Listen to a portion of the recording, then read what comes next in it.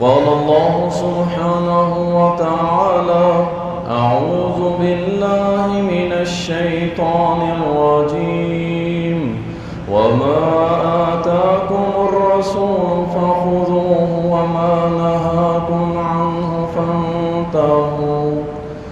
اللهم صل على محمد وعلى آل محمد كما صليت على إبراهيم وعلى آل إبراهيم إنك حميد مجيد.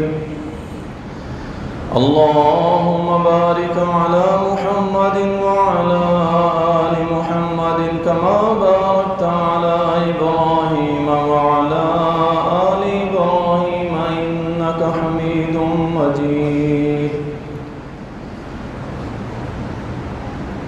تعریفات اللہ سبحانہ و تعالیٰ کے لیے، درود و سلام سید المرسلین، شافی محشر، ساقی کوثر، امام المجاہدین جناب محمد الرسول اللہ صلی اللہ علیہ وسلم پر بے شمار رحمتیں ہوں، صحابہ کرام رضوان اللہ علیہم اجمعین پر۔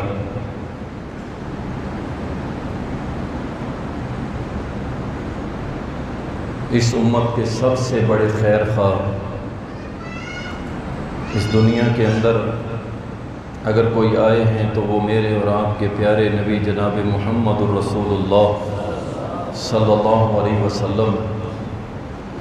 آپ سے بڑھ کے اس امت کا کوئی خیر خواہ نہیں ہو سکتا، نہ ہی جتنا درد آپ اپنے سینے میں اس امت کے لیے رکھتے تھے، اور کوئی بھی ایسی شخصیت نہیں ہے کہ جو اس امت کے لیے وہ درد رکھے۔ اس لیے رسول اللہ صلی اللہ علیہ وسلم نے بہت ساری وصیتیں فرمائی ہیں۔ حقیقت میں تو ان کے مخاطب جو تھے وہ صحابہ تھے، لیکن وہ اس امت کے لیے بھی قابل عمل ہے اور فائدہ مند ہے۔ اس لیے وہ وصیتیں جو رسول اللہ صلی اللہ علیہ وسلم نے کی،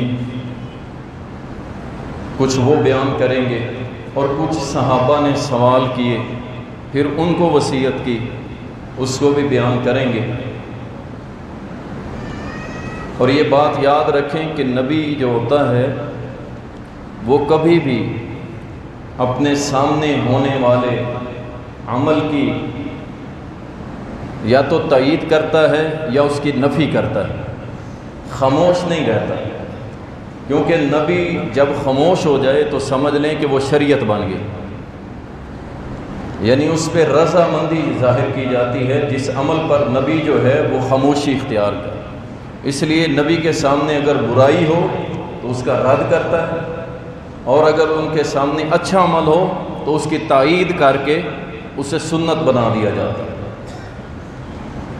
اور اگر نبی خاموش ہو جائے تو پھر سمجھ لیں کہ وہ عمل جائز ہے اور اسلام میں کرنا اس پہ اجر بھی ہے انشاءاللہ۔ رسول اللہ صلی اللہ علیہ وسلم،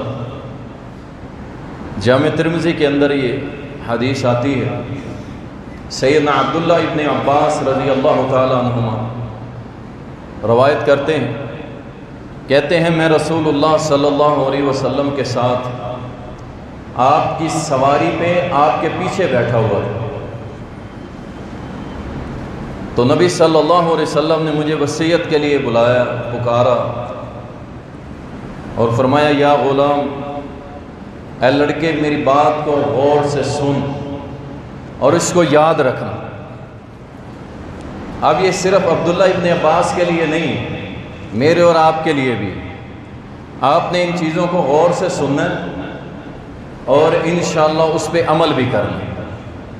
صرف جمعہ سن کے چلے نہیں جانا، بلکہ آپ نے ان وصیتوں پہ عمل کرنا ہے، انشاءاللہ دنیا اور آخرت میرا رب سنوار دے گا۔ نبی علیہ السلام نے فرمایا لڑکے میری بات کو غور سے سن اور اس کو یاد رکھنا۔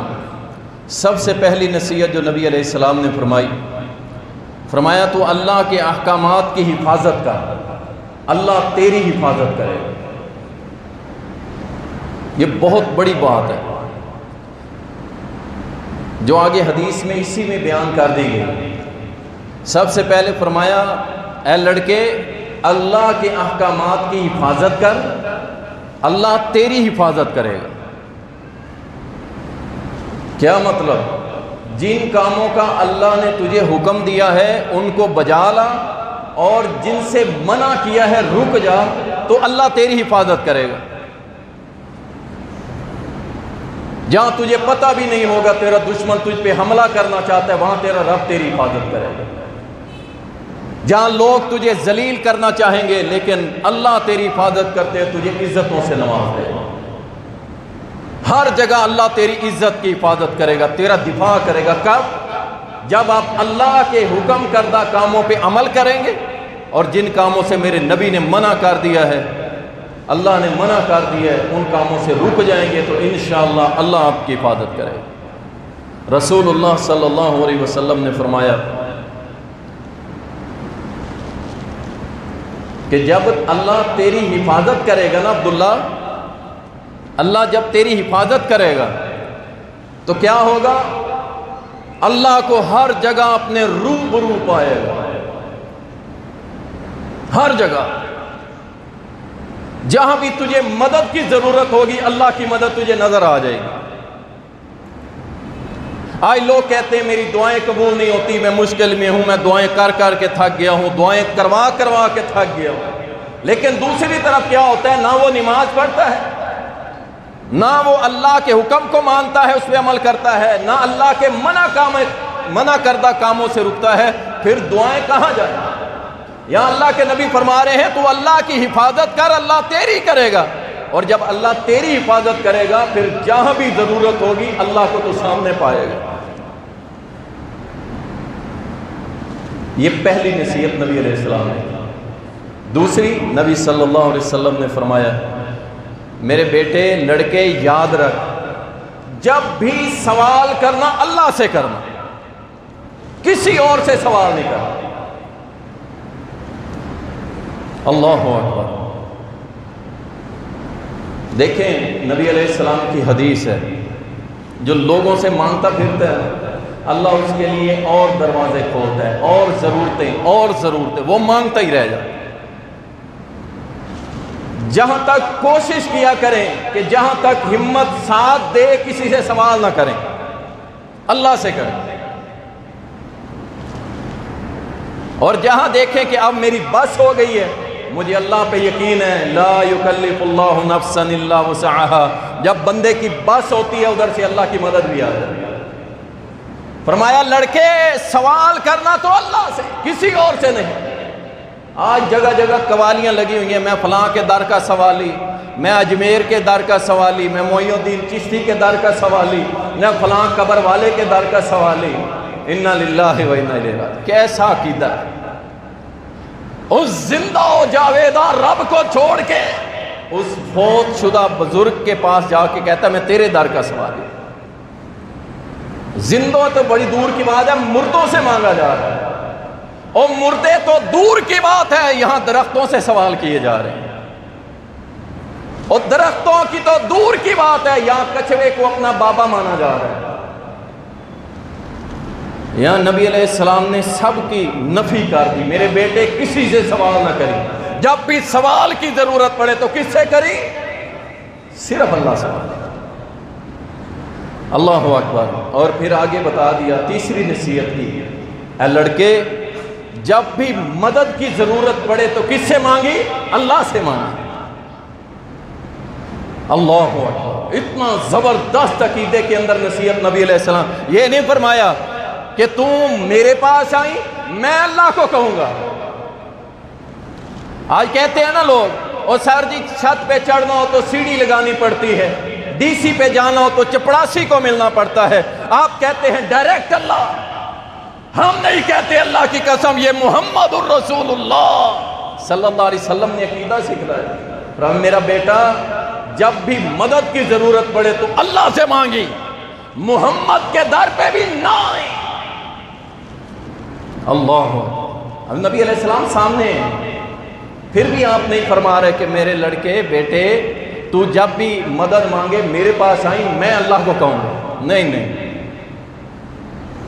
اللہ کی قسم نبی علیہ السلام نے 23 سال بندے اور رب کا رشتہ جوڑنے میں لگا دیے.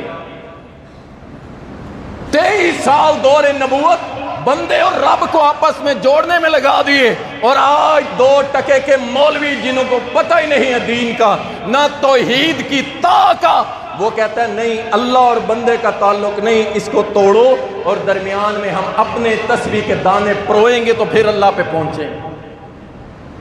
23 سال میرے نبی نے لگائے اللہ اور بندے کا تعلق جوڑنے، کہ میری امت کے لوگ در در نہ بھکاری بن کے پھرتے رہیں بلکہ کیا ڈائریکٹ اللہ سے. اللہ اکبر. پھر نبی صلی اللہ علیہ وسلم نے فرمایا اور وصیت کی اور نصیحت کی. کیا فرمایا؟ فرمایا لڑکے یاد رکھ، آپ بھی یاد رکھیں، یہ کوئی عام باتیں نہیں ہیں. آپ جب پریکٹیکل لائف کے اندر جاتے ہیں نا، عملی دنیا کے اندر جب جاتے ہیں پھر ان چیزوں کو یاد رکھا ہے. تھوڑی سی پریشانی آئی جناب 15 فون کر کے مجھے پیسے دو، مجھے فلاں کر دو، میں مر گیا، تھوڑی سی پریشانی. ایک ہے بندہ پھنس گیا ہے، ایک دوسرے کے ساتھ تعاون کیا جا سکتا ہے، کوئی حرج نہیں، چھوٹی سی بات. اور کئی تو ایسے جیالے ہیں ادھار لے کے موبائل لے کے پھر اس پہ فلمیں دیکھتے. مجبوری ہے، یہ ان کی مجبوری ہے. اپنی پریکٹیکل لائف کے اندر دین کو لاؤ ورنہ کچھ نہیں ہوگا. کیا ہوگا؟ تھوڑی سی پریشانی آئے گی آپ پٹڑی سے اتر جائیں گے. کون اللہ، کون نبی، کون اسلام. آپ کہیں گے بھائی میں مر رہا تھا، میں نے فلاں بھی کر دی اور فلاں بھی کر دی. نبی علیہ السلام نے فرمایا لڑکے میری نصیحت یاد رکھ، ساری دنیا تجھے نفع دینا چاہے، ساری دنیا تجھے نفع نہیں دے سکتی مگر جو اللہ نے لکھ دیا. اللہ اکبر. اگر یہ عقیدہ دکانداروں کا بن جائے، کاروباری لوگوں کا بن جائے تو یقین جانیں حسد، بغض، عداوت ختم ہو جائے. کہ ساری دنیا مل کے میرے لڑکے اگر تجھے نفع دینا چاہے نہیں دے سکتی مگر جو اللہ چاہے. سبحان اللہ. کیسی پیاری نصیحتیں کر رہے ہیں. پھر فرمایا لڑکے یاد رکھ، ساری دنیا مل کے تجھے نقصان دینا چاہے، سبحان اللہ، اور تیری دکان کوئی نہیں باندھ سکتا، تجھ پہ کوئی جادو نہیں کر سکتا، کوئی تیرے اوپر جادو اسیب نہیں بھیج سکتا، تیرے اوپر کوئی کچھ نہیں کر سکتا. یاد رکھ، عقیدہ تکڑا کر. تھوڑا سا خارج ہو جائے، ٹھڈا لگ جائے، کہتا میرے اوپر جادو. ایک ٹیلی فون آیا، مجھے کہنے لگی میرے گھر میں مکھیاں بہت زیادہ ہیں، مجھے لگتا ہے میرے گھر جادو ہے. جبکہ یہ سیزن ہوتا ہے ان چیزوں کا، ہر جگہ ہی پہنچ جاتی ہیں، اللہ کی مخلوق ہے. یہ کیا وجہ ہے؟ یہی وجہ ہے جو میرے نبی نے عقیدہ سکھایا تھا، بیٹا یاد رکھ، ساری دنیا تجھے نقصان پہنچانا چاہے تیرا بال بھی کوئی نہیں اکھاڑ سکتا مگر جو اللہ چاہے گا وہی ہوگا. آپ کیوں نہیں بناتے یہ عقیدہ؟ آپ کیوں نہیں مضبوط ہوتے ان چیزوں کے اندر؟ آپ نے دنیا سے ٹکرانا ہے. ایک طرف تو آپ کی للکار ہے کہ ہم عالم کفر سے ٹکرا جائیں گے، پوری دنیا سے ٹکرا جائیں گے، نبی کا دین کا پرچم لے کے کھڑے ہوں گے، اور تھوڑی سی نقصان آ جائے تو جناب دائیں بائیں گھومنے پھرنے لگ جاتے ہیں. یاد رکھیں اللہ نہ چاہے تو آپ کو کوئی نقصان دے سکتا نہیں، دے سکتا، جو مرضی کر. اللہ اکبر. اور رسول اللہ صلی اللہ علیہ وسلم نے فرمایا میرے لڑکے یاد رکھ، قلم اٹھا لیے گئے، صحیفے خشک ہو گئے. کیا مطلب؟ جو اللہ نے تقدیر لکھنی تھی لکھ دی ہے، اب کچھ نیا ہونے والا نہیں ہے. اور میں نے پہلے بھی عرض کی تھی، خصوصاً نوجوان جو سوشل میڈیا پہ بیٹھتے ہیں تقدیر کے مسئلے میں تھوڑا سا ادھر ادھر ہو جاتے ہیں. تقدیر کیا ہے پھر بتا دیتا ہوں تاکہ آپ ایمان کو متزلزل نہ کریں. میں نے کتنی بار سمجھائی ہے یہ بات، جہاں آپ کو دین کی سمجھ نہ آ رہی ہو نا، اس پہ یہ نہیں کہنا کہ نعوذ باللہ یہ غلط ہے. آپ نے کہنا ہے مجھے سمجھ نہیں آ رہی. کسی صاحب علم بندے سے رابطہ کر، آپ کو سمجھا دے گا. تقدیر یہ ہے کہ آپ لوگوں نے 22 جولائی کا جمعہ جامعہ رحمانیہ میں پڑھنا تھا. اللہ نے یہ بات آپ کے والد کی طرف سے جو نطفہ رحم میں گیا اس سے بھی پہلے، اس دنیا کے بننے سے بھی پہلے، اس زمین و آسمان کے بننے سے بھی پہلے اللہ نے اپنے علم سے لکھ دیا تھا کہ یہ جمعہ یہاں آ کے پڑھیں گے، اللہ نے اپنے علم سے جان کے لکھ دیا. اللہ کا علم اتنا وسیع. یہ نہیں ہے کہ اللہ نے لکھ دیا تھا تو آپ نے آنا تھا، نہیں، آپ نے آنا تھا، اللہ کو پہلے علم تھا اور اللہ نے لکھ دیا. اسے کہتے ہیں تقدیر. اس لیے ہمارے ساتھی گمراہ ہو جاتے ہیں، وہ کہتے ہیں جب اللہ نے لکھ دیا ہے پھر نمازیں پڑھنے کی کیا ضرورت، روزے رکھنے کی کیا ضرورت. نہیں میرے بھائی، ایسی بات نہیں ہے. اللہ نے اپنے علم سے جان لیا تھا کہ یہ بندہ اس عمر میں فلاں دن فلاں تاریخ فلاں دن کو جا کے جمعہ ادا کرے گا. اللہ کو پہلے علم تھا، اللہ نے وہ لکھ دیا. اس کو تقدیر کہتے ہیں. رسول اللہ صلی اللہ علیہ وسلم کی وصیتیں. صحیح مسلم کے اندر ایک حدیث آتی ہے، بڑی طویل حدیث ہے،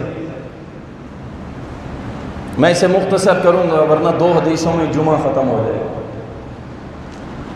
نبی علیہ السلام نے کسی حاجت مند مسلمان کی حاجت پوری کرنے کے لیے وصیتیں کی جو اس معاشرے کی ضرورت ہے. جس معاملے میں ہم بہت پیچھے ہیں، میں کے چکروں میں لگے، اگلے کا بیڑا غرق ہو جائے میری جیب پیسوں سے بھر جائے، اگلے کو گندی چیز دے دیں میری جیب بھر جائے، اگلے کا نقصان ہو جائے مجھے نہیں پرواہ، میری جیب میں پیسے آنے چاہیے. میں ایک گندی چیز 2 نمبر اس کو بہترین پھولوں سے سجا کے پیش کرتا ہوں تاکہ یہ بک جائے، اس کا گھر برباد ہو جائے، میرے پاس پیسے آنے چاہیے. اللہ اکبر. یہ ہمارا مزاج بن چکا ہے. آپ دیکھ لیں جب کرونا کے دور چل رہے تھے چیزیں کتنی مہنگی ہو گئی تھی. یہی ماسک جو 1-2 روپے میں بکا کرتا تھا کہاں پہنچ گیا. یہ ہماری مسلمانیت ہے.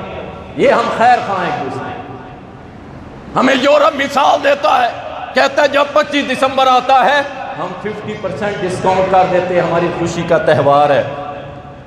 اور ہم کیا کرتے ہیں، جیسے رمضان کا چاند نظر آتا ہے چیزیں مہنگی، ڈبل ریٹ پہ، ٹرپل ریٹ پہ. سٹاک کر لو، روک لو، غریبوں کے روزے نہیں کھلنے چاہیے. پھر کہتے ہیں اللہ ساڈی سوڑتا نہیں.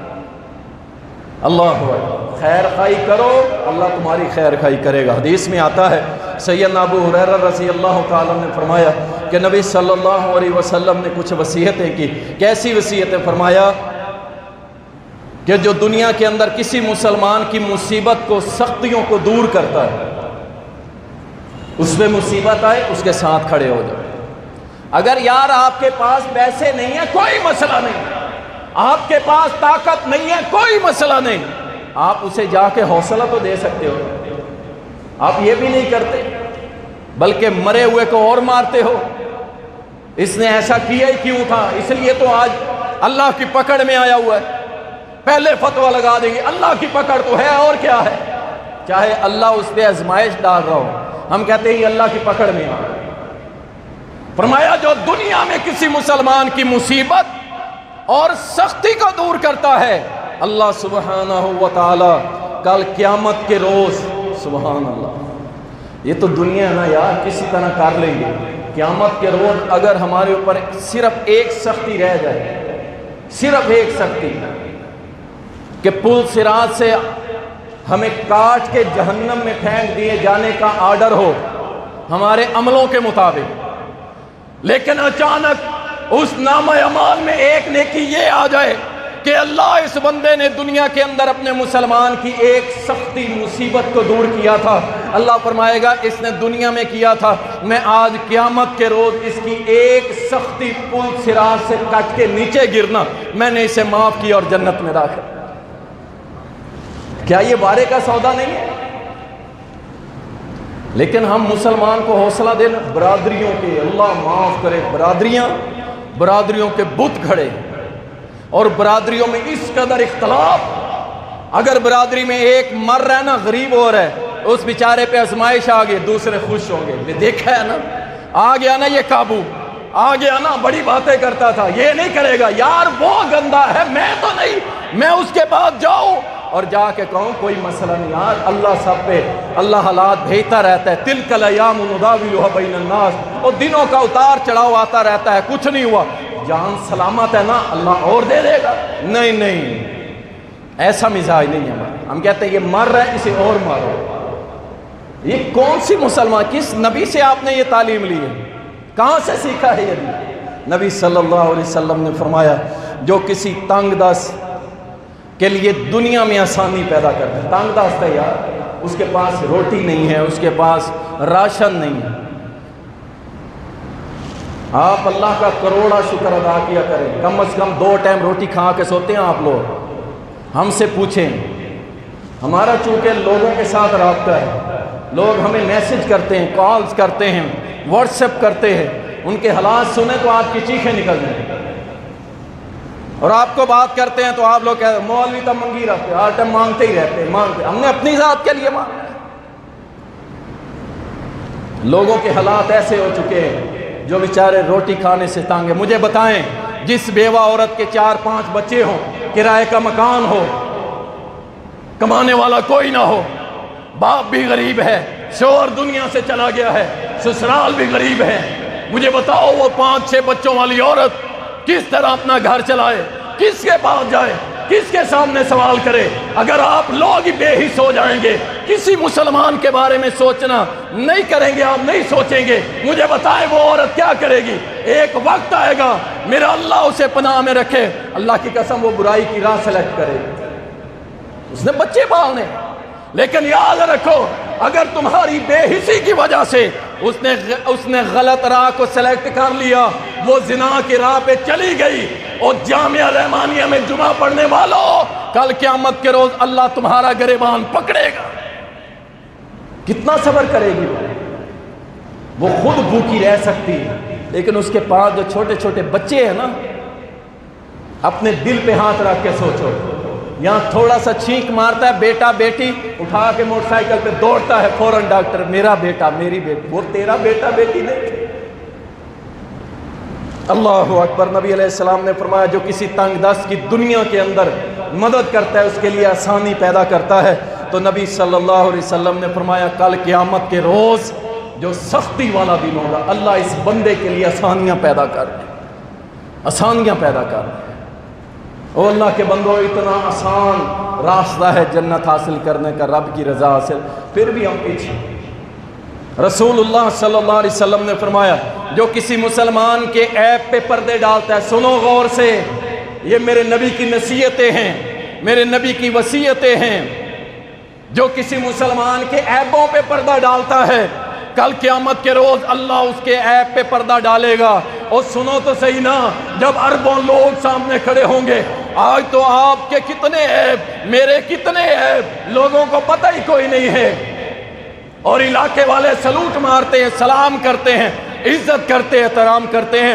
اگر اللہ ننگا کر دے تمہیں دیکھنا بھی کوئی گوارا نہ کرے، اور قیامت کے روز جب ساری دنیا کھڑی ہوگی اور اللہ سبحانہ و تعالیٰ فرمائے گا میں نے اس بندے پہ پردہ پوشی کر دی، اس کی ایک گناہ غلطی بھی سامنے نہیں لاؤں گا۔ اللہ اکبر۔ اتنا زبردست پروٹوکول کے ساتھ اللہ جنت دے دے کس کو؟ جو آسانیاں کرتا ہے لوگوں کے لیے۔ آپ بھی آسانیاں کریں لوگوں کے لیے، میرے نبی کی وصیت ہے۔ نبی صلی اللہ علیہ وسلم نے فرمایا اللہ تعالیٰ بندے کی اس وقت تک مدد کرتا رہتا ہے جب تک بندہ اپنے مسلمان بھائی کی مدد کرتا رہتا ہے۔ بہترین طریقہ، آپ چاہتے ہیں اللہ آپ کی مدد کرے، آپ اپنے مسلمان بھائی کی مدد کریں۔ اللہ ربی، رسول اللہ صلی اللہ علیہ وسلم نے فرمایا کہ جو شخص مسجد کے اندر، اب یہ وصیت فرمان، مسجد کے اندر صبح دوپہر شام کسی بھی وقت قرآن کی تلاوت کرتا ہے، سنتا ہے، سناتا ہے۔ ہمارے یہاں تو ٹرینڈ ہی کوئی نہیں نا، ایک تو آتے ہم ٹائم پہ ہیں جب جماعت کھڑی ہونے لگے، ادھر سلام پھرتا اور اٹھ کے ہم دوڑ جاتے۔ ہم نے عربوں کے اندر یہ عادت دیکھی ہے، اللہ کی قسم بڑی پیاری عادت۔ بیت اللہ کے اندر بیٹھے ہوئے تھے، صبح فجر کی نماز پڑھی، اذکار کیے، ابھی اشراق کا وقت نہیں ہوا تھا، اچانک ایک آواز آئی کہ ادھر آ جائیں، ہمارے پاس آ جائیں۔ میں نے دیکھا تو کچھ 10-15 لوگ دائرہ بنا کے بیٹھے ہوئے تھے، میں چلا گیا، مجھے بھی انہوں نے بٹھا دیا، قرآن کریم کا ایک نسخہ میرے ہاتھ میں تھما دیا، میں نے کھولا، انہوں نے بھی ایک سورت کھولی، میں نے بھی وہی کھولی۔ اب جو اس میں قاری، جو عالم بیٹھا ہوا تھا، اس نے ایک آیت پڑھی، اگلی آیت پڑھنے کے لیے اپنے ساتھی کو دائیں طرف سے کہا، اس نے ایک آیت پڑھی، تیسرے نے پڑھی، چوتھے نے پڑھی، جس کی جو غلطی آتی تھی وہ اسے بڑے آسان طریقے سے بڑے پیار سے سمجھاتا ہے، نہیں ایسے نہیں، ایسے پڑھنا ہے۔ اور دوسرے ہنستے نہیں تھے ہماری طرح، بلکہ کیا اس غلطی کی اپنی بھی اصلاح کرتے تھے۔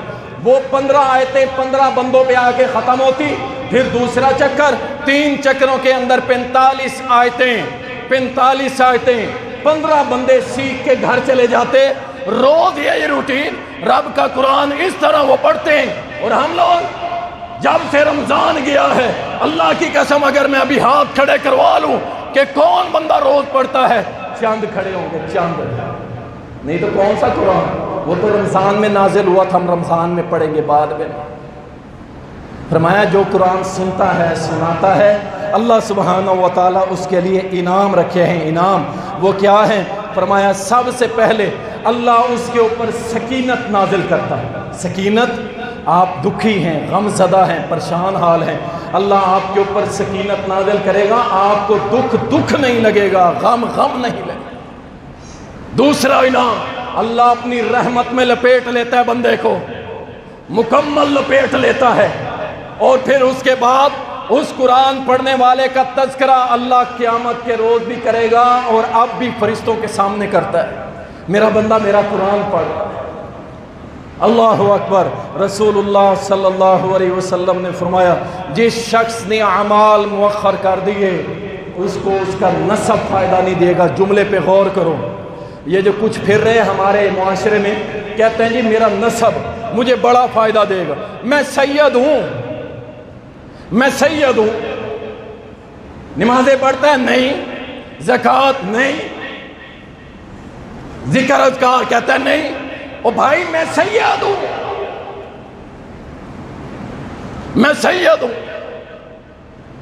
یا رسول اللہ صلی اللہ علیہ وسلم فرمایا جس نے عمل کرنے چھوڑ دیے نا اسے اس کا نسب کوئی فائدہ نہیں دے گا۔ وہ سید ہے، قریشی، ہاشمی ہے، کوئی بھی ہے، میرا نبی گھر میں آئے اور اپنی بیٹی کو کہتا ہے او میری بیٹی فاطمہ بنت محمد، دنیا میں جو مجھ سے لینا لے لے، کل قیامت کے روز میں محمد ذاتی طور پہ تیرے کسی کام نہیں آؤں گی۔ اور یہاں جو قریشی، ہاشمی اور جناب سید کی مور لگا لیتا ہے، کہتا ہے عملوں کی ضرورت ہی نہیں ہے۔ اللہ اکبر۔ رسول اللہ صلی اللہ علیہ وسلم نے ایک اور وصیت فرمائی۔ کعب بن عجرہ رضی اللہ تعالی عنہ بیان کرتے ہیں میرے نبی نے فرمایا صلی اللہ علیہ وسلم، کیا فرمایا؟ نبی علیہ السلام نے فرمایا جو جسم حرام پہ پرورش پائے گا وہ کبھی جنت میں نہیں جائے گا، کبھی جنت میں نہیں جائے گا۔ بلکہ نبی علیہ السلام نے فرمایا حرام پہ پلنے والا گوشت اور خون اس کا ٹھکانہ تو اللہ کی جہنم ہے۔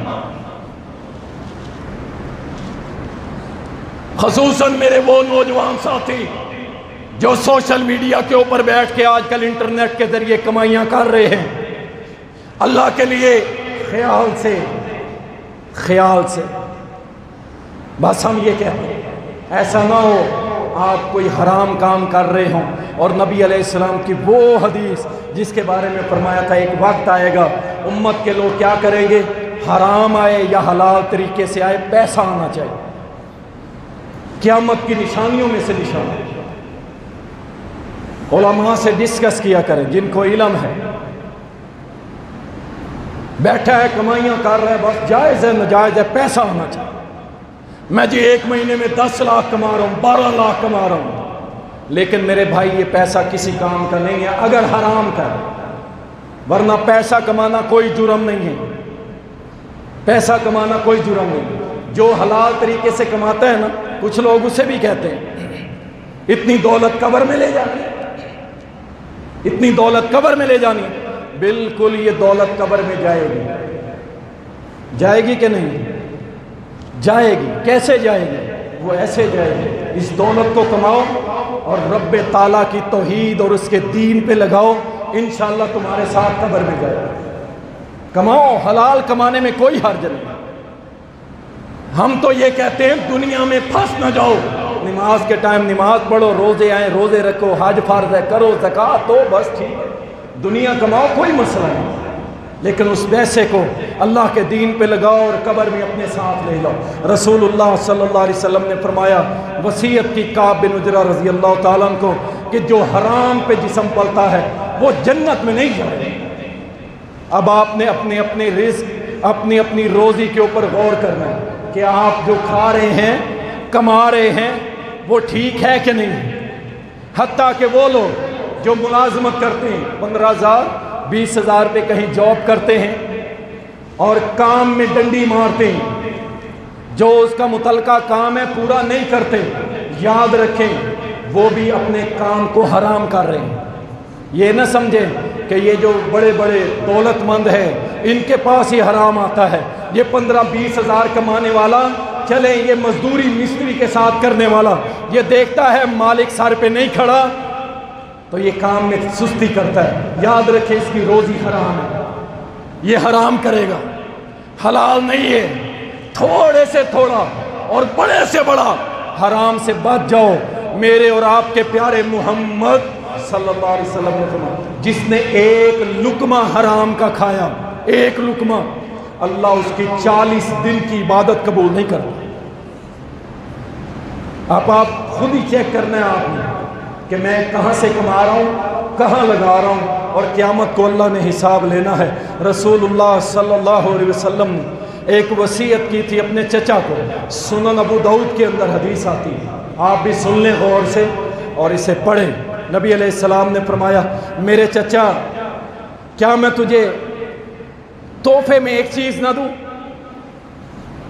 تحفے میں، اچھا اس تحفے کا فائدہ کیا ہوگا؟ نبی صلی اللہ علیہ وسلم نے فرمایا، اللہ آپ کے اگلے پچھلے گناہ معاف کر دے گا، چھوٹے بڑے گناہ معاف کر دے گا، چھپے ہوئے ظاہری گناہ معاف کر دے گا، اور جتنے بھی آپ نے زندگی میں گناہ کیے ہوں گے اللہ سارے ہی معاف کر دے گا۔ اللہ اکبر۔ ایک عرصے تک اس عمل کو چھوڑے رکھا گیا، لیکن جیسے جیسے ریسرچ اور تحقیق سامنے آتی گئی، آج علماء نے اس کے اوپر حسن درجے کا حکم لگایا، کچھ علماء نے اس کے اوپر صحیح درجے کا حکم لگایا اس حدیث کے اوپر۔ یہ کیا ہے؟ جسے ہم صلاۃ التسبیح کہتے ہیں، صلاۃ التسبیح۔ نبی علیہ السلام نے فرمایا، چچا جان ہو سکے تو ہر روز پڑھا کر، نہیں پڑھ سکتا تو ہفتے میں ایک بار، نہیں تو ایک مہینے میں ایک بار، نہیں تو سال میں ایک مرتبہ۔ میرے چچا اگر کچھ بھی نہ ہو تو زندگی میں ایک بار ضرور پڑھ لو۔ وہ کیسے پڑھی جاتی ہے؟ نبی صلی اللہ علیہ وسلم نے فرمایا، سب سے پہلے آپ نے 4 رکعت نماز کی نیت کرنی ہے دل سے، اور شروع کرنی ہے سبحانک اللہ پڑھ کے، سورت فاتحہ ساتھ کوئی سورت ملانی ہے، اور 15 بار پڑھنا ہے سبحان اللہ والحمدللہ ولا الہ الا اللہ واللہ اکبر، 15 بار قیام میں۔ اس کے بعد رکوع میں جانا ہے، تسبیح کرنے کے بعد 10 مرتبہ یہی تسبیح کرنی، رکوع سے اٹھ کے پھر 10 مرتبہ یہ تسبیح کرنی، پھر سجدے میں جا کے 10 مرتبہ یہ تسبیح کرنی، سجدے سے اٹھ کے پھر 10 مرتبہ تسبیح کرنی، پھر سجدے میں جا کے پھر 10 مرتبہ سجدے کرنی ہے یہ تسبیح، پھر اس کے بعد اٹھ کے بیٹھنا ہے دوسرے سجدے سے، پھر 10 مرتبہ یہ تسبیح کرنی ہے، پھر اٹھ کے اسی طرح آپ نے یہ ایک رکعت میں 75 مرتبہ تسبیح ہوگی، اور کل 4 رکعتوں میں 300 مرتبہ آپ یہ کلمہ پڑھیں گے سبحان اللہ والحمدللہ ولا الہ الا اللہ واللہ اکبر، آپ یہ پڑھیں گے۔ نبی علیہ السلام نے فرمایا، اللہ آپ کے چھوٹے بڑے پوشیدہ ظاہر آپ کی زندگی کے سارے گناہ اللہ بخش دے۔ کبھی پڑھ لیں، آپ رات کو پڑھ لیں، دن کو پڑھ لیں، جب منع ہے جس وقت، اس کے علاوہ جب مرضی پڑھ سکتے ہیں۔ اس وصیت پہ بھی عمل کریں۔ رسول اللہ صلی اللہ علیہ وسلم نے فرمایا، ایک وصیت فرمائی، سلسلۃ الصحیحہ کے اندر آتی ہے، نبی علیہ السلام نے فرمایا، جو شخص خوشحالی میں اللہ سے دعائیں کرتا ہے، روزی برابر مل رہی ہے، صحت ٹھیک ہے، بال بچے سب اوکے، کاروبار سب ٹھیک ہے، ہر طرح فٹ ہے، خوشحال ہے، لیکن پھر بھی کیا، تنہائی میں بیٹھتا ہے تو اللہ سے دعائیں کرتا ہے، روتا ہے، گڑ گڑاتا ہے ہر چیز ہے، لیکن پھر بھی اللہ سے مانگتا ہے، نبی علیہ السلام نے فرمایا خوشحالی میں اللہ سے مانگا کرو، جب تنگی آئے گی نا تنگی، پھر اللہ تمہاری دعا کو رد نہیں کرے گا۔ ہم جب ٹھیک ہوتے ہیں وہ کئی ہفتے گزر جاتے ہیں اللہ سے دعا ہی نہیں کرتے، کئی ہفتے گزر، اور جب تنگی آتی ہے پھر خود بھی کر رہے ہوتے ہیں، اماں جی تو بھی کر دے، ابا جی تو بھی کر دے، اور قاری صاحب جمعے میں تو آپ نے لازم کرنی، آپ پہ فرض ہے، خود نہیں کرنی جب خوش ہوں گے۔ تو اس لیے نبی علیہ السلام نے فرمایا خوشحالی میں دعائیں کیا کرو، جب تنگی آئے گی نا پھر جب ہاتھ اٹھاؤ گے اللہ تمہاری دعا رد نہیں کرے۔ رسول اللہ صلی اللہ علیہ وسلم نے وصیت کی، نماز کی وصیت، اس امت کے اندر سب سے بڑی بدبختی، اور جمعہ پڑھنے والوں آپ لوگ خصوصاً سن، اگر آپ صرف جمعہ پڑھنے آتے ہیں نا، 5 وقت 5-7 دن نماز نہیں پڑھتے آپ، تو یاد رکھیں اس جمعہ سے آپ کو کچھ نہیں ملے گا۔ آپ اللہ کے باغی ہیں، آپ نے اللہ کے حکم کا انکار کیا۔ آپ کو پتہ ہے کفر کسے کہتے ہیں؟ عربی کا لفظ ہے کفر، انکار، کافر، انکار کرنے والا۔ آپ 7 دن نماز نہیں پڑھتے، آپ انکار کرتے ہیں کہ اللہ تیرا حکم ہم نہیں مانیں گے، اور 8ویں دن جمعہ پڑھنے آ جاتے۔ کیا فائدہ ہمارے جمعے کا پڑھانے کا اور آپ کے پڑھنے کا؟ یاد رکھیں جو بھی میرے بھائی اور بہنیں آئے ہوئے ہیں 7 دن 5 ٹائم انشاءاللہ نمازیں پڑھ دیں انشاءاللہ، اور پھر جمعہ پڑھیں انشاءاللہ، پورے ہفتے کے گناہ میرا رب معاف کر دے۔ نبی علیہ السلام نے فرمایا جو اپنی نماز کی حفاظت کرتا ہے کل قیامت کے روز یہ نماز نور ہوگی، نور۔ اندھیری رات ہو، غور کیجئے گا مثال پہ، اندھیری رات، کالے سیاہ بادل، آپ کہیں کچے راستے کے اوپر ہیں، آپ کو راستے کا علم بھی نہیں، کہاں پہ کھڈے ہیں کہاں پہ گڑھے ہیں، اور آپ کی گاڑی کی ہیڈ لائٹ بھی بند ہو جائے، آپ کی کیا حالت ہوگی؟ آپ ایک لمحے کے لیے گاڑی نہیں چلا سکتے۔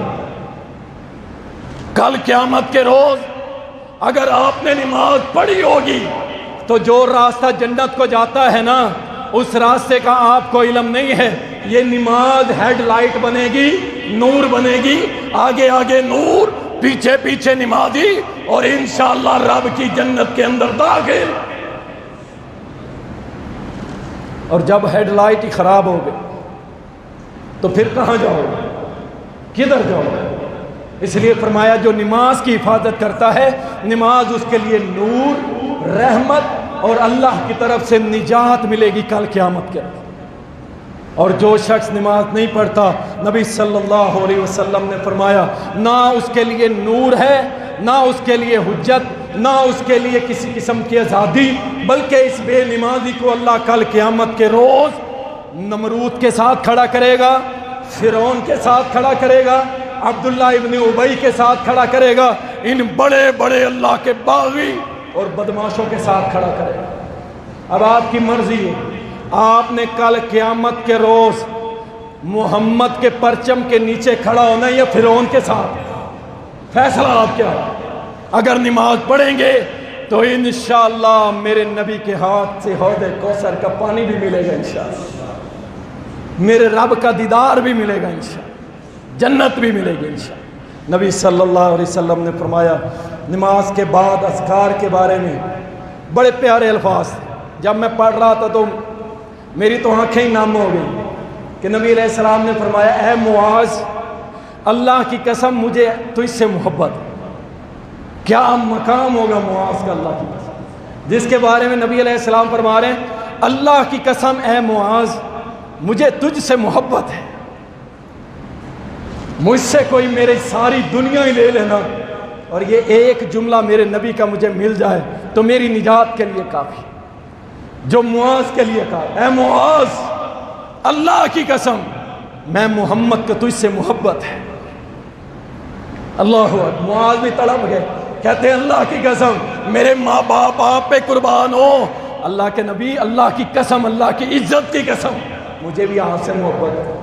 فرمایا معاذ میری وصیت سن لے، کبھی زندگی میں فرض نماز کے بعد اس دعا کو نہ چھوڑنا، اس دعا کو نہ چھوڑنا۔ اس قدر تاکید کے ساتھ وصیت فرمائی، کیا؟ ربی اعنی علی ذکرک و شکرک و حسن عبادتک۔ اس دعا کو فرض نماز کے بعد لازم پڑھا گیا۔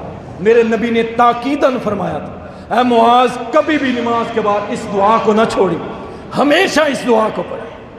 سبحان اللہ۔ آپ نے بھی یاد کرنی ہے، جن کو یاد ہے وہ یاد سے پڑھیں، اور جن کو یاد نہیں ہے وہ یاد کر لیں۔ ربی اعنی علی ذکرک و شکرک و حسن عبادتک۔ اور اس کے بعد فرمایا 33 بار سبحان اللہ، 33 بار الحمدللہ، 33 بار اللہ اکبر، اور آخر میں لا الہ الا اللہ وحدہ لا شریک لہ لہ الملک و لہ الحمد وہو علی کل شیء قدیر پڑھ لو تو انشاءاللہ 100 مرتبہ اگر یہ تسبیح پوری کرو گے، اگر سمندر کی جھاگ کے برابر بھی گناہ ہوں گے اللہ سارے ہی معاف کر دے۔ یہ نہیں امام صاحب نے سلام پھیرا ہے اور ایسے ابھی امام مڑتا نہیں اور مقتدی جوتا پہن کے جا رہا ہوتا ہے۔ اللہ رسول اللہ صلی اللہ علیہ وسلم نے فرمایا، نماز کے اندر ادھر ادھر جو جھانکتے ہیں نا، نظریں دوڑاتے ہیں، ان کو وصیت کی۔ سید انس کہتے ہیں میری عادت تھی، میں نماز میں ادھر ادھر دیکھتا تھا، میرے نبی نے وصیت کی، میرا بیٹا نماز میں جو ادھر ادھر دیکھتا ہے اللہ اس کو ہلاک کر دیتا ہے، اللہ اس کو برباد کر دیتا ہے۔ آپ اندازہ کریں یہ کتنا بڑا ہلاکت کی بات ہے کہ اللہ اس کو ہلاک کر دیتا ہے جو نماز میں ادھر ادھر دیکھے۔ نماز کے اندر کہاں دیکھنا ہے؟ سجدے والی جگہ۔ جب آپ تشہد میں بیٹھیں یہ انگلی حرکت کرتی ہے، اس پہ نظر رکھیں، اور جب باقی نماز میں آپ نے اپنی نظر سجدے والی جگہ پہ رکھنی ہے۔ نبی صلی اللہ علیہ وسلم نے فرمایا سورۃ البقرہ کی آخری دو آیتیں نبی علیہ السلام نے فرمایا اسے خود بھی یاد کرو، اپنے بچوں کو بھی یاد کراؤ، اپنی بیویوں کو بھی یاد کراؤ۔ یہ اتنی قیمتی آیتیں ہیں، اللہ نے اپنے عرش کے نیچے جو خزانے ہیں نا، ان خزانوں میں سے نکال کے اللہ نے مجھے یہ 2 آیتیں تحفے میں دی۔ خود بھی پڑھو، اپنے بچوں کو بھی یاد کراؤ، اپنے گھر والوں کو بھی۔ یہ میرے نبی کی وصیت ہے، اور یقین کریں یہ اتنی پاورفل آیتیں ہیں۔ جو لوگ کہتے ہیں رات سویا ہوا میں ڈر جاتا ہوں، میرا جسم لکڑی کا ہو جاتا ہے، میری زبان لکڑی کی ہو جاتی ہے، میں حرکت نہیں کر سکتا، میرے اوپر ایسے لگتا ہے کوئی چیز بیٹھ گئی ہے، یا کوئی بچہ ڈرتا ہے، اگر بچہ ہے پڑھنے کے قابل نہیں ہے، اس 2 آیتوں کو اونچی آواز سے اس کے کان میں پڑھ دے، انشاءاللہ بچہ کبھی نہیں ڈرے گا۔ اور جو بڑا ہے، عورت ہے یا مرد، رات کو سونے سے پہلے اونچی آواز سے، اتنی اونچی کہ اس کے اپنے کانوں میں پڑے، 1 مرتبہ پڑھ لے یا 2 مرتبہ پڑھ لے، انشاءاللہ کبھی زندگی کے اندر رات سوتے ہوئے ڈر نہیں لگے گا۔ اللہ کی طرف سے پہرے دار آ جاتا۔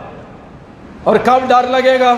جب اذانیں ہو جائیں گی اور آپ سوئے رہیں گے نا، پھر اللہ ڈرائے گا آپ، پھر ڈرائے گا۔ اکثر ساتھی کہتے ہیں میں سویا سویا ڈر گیا، ٹائم کیا تھا؟ پھر بتاتے نہیں، کیوں؟ نماز کا ٹائم تھا اور یہ سویا ہوا تھا۔ پھر ڈرے گا نہیں تو کیا ہوگا؟ شیطان کو خود ہی دعوت دیتے ہو، شیطان کو دعوت نہ دو، اللہ کی طرف سے بلاوا ہے تو اٹھ کھڑے ہوا کرو۔ نبی صلی اللہ علیہ وسلم نے وصیت کی صحابہ کو، آپ بھی اس پہ عمل کریں۔ بس آخری بات ہے، نبی صلی اللہ علیہ وسلم نے فرمایا، سنن ابو داؤد کے اندر حدیث ہے، صحابہ کہتے ہیں اللہ کے نبی نے ہمیں حکم دیا، اب یہاں وصیت نہیں ہے، فرمایا اللہ کے نبی نے ہمیں حکم دیا، کس بات کا؟ فرمایا میرے صحابہ اپنے گھروں میں مسجدیں بناؤ، ایک جگہ وقف کرو جو مسجد کے لیے، کمرے کا کوئی حصہ، کوئی کونا، کوئی چھوٹا کمرہ، اس کو کیا اگر زیادہ کمرے، اس کو نماز کے لیے وقف کرو، مسجد بناؤ۔ اور نبی علیہ السلام نے حکم دیا اسے صاف ستھرا رکھو اور وہاں پہ خوشبو لگایا کرو۔ لیکن کیا بیڈ روم بن جائے گا، ڈرائنگ روم بن جائے گا، ٹی وی لانچ بھی بن جائے گا، کیونکہ ہم نے پوری فیملی سمیت فلمیں دیکھنی ہیں، بڑی LCD 50-52 انچ کی لگا کے سارے ٹبر نے ریموٹ پکڑ کے فلمیں دیکھنی، ٹی وی لانچ بن رہا ہے جی ہمارا۔ یہ جی سارے بیٹھ کے یہاں دیکھیں، بدماشی کے لیے سب کچھ، اور ان ایک کمروں میں ایک چھوٹا سا کمرہ وقف نہیں کریں گے کہ ہم اگر نماز کبھی گھر پڑھنی پڑتی ہے یا سنت نفل پڑھنے پڑتے ہیں یا گھر کی خواتین کو نماز پڑھنی پڑتی ہے تو یہ کمرہ ہمارا مسجد ہوگا۔ نہ نقشہ نویس آپ کو کبھی مشورہ دے گا، کیونکہ نقشے والا بھی بے نمازی، بنوانے والا بھی بے نمازی۔ کیوں؟ لوگ کیا کہیں گے، لوگ کیا کہیں گے؟ جاؤ عربوں کے گھر دیکھو، ہم نے اپنی آنکھوں سے دیکھا ہے، آپ تو کچھ بھی نہیں ہیں۔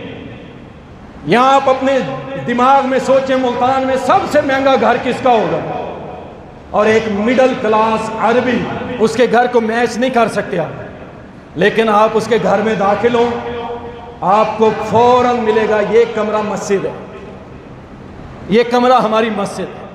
ہر گھر میں مسجد، ہر گھر میں مسجد کی جگہ رکھی ہوئی وقف کی، صاف ستھرا رکھتے ہیں اور خوشبو لگا کے رکھتے ہیں۔ ہماری مسجدوں میں پسینے کی بو، سگریٹوں کی بو، کپڑوں کی گندی بو ہمیں ہماری مسجدوں میں ملے گی۔